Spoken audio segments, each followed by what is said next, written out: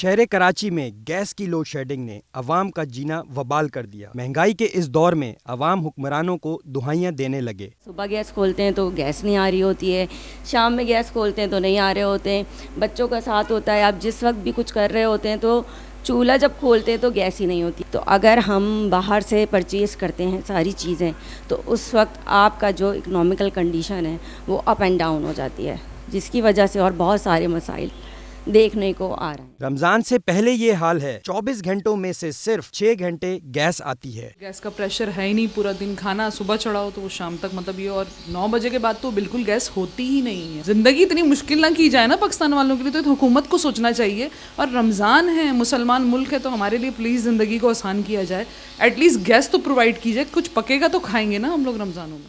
बच्चों के स्कूल जाने के वक्त गैस का नामो निशान नहीं होता, मजबूरन बच्चों को भूखा भेजना पड़ता है। रमजानुल मुबारक में तो अवाम पर रहम करें।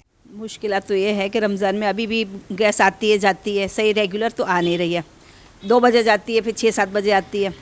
बाद में तो बच्चे तो स्कूल वाले जो है वो स्कूल गोइंग बच्चे हैं, वो तो दिन में भी खाना खाएंगे। अगर दिन में गैस नहीं आएगी तो वो कैसे खाएंगे।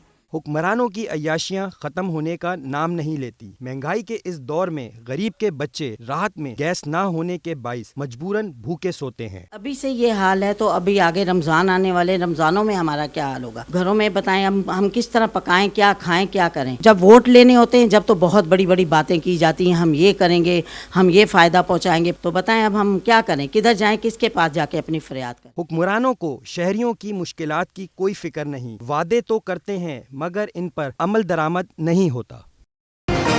मेट्रो 1 न्यूज़, हर पल की खबर।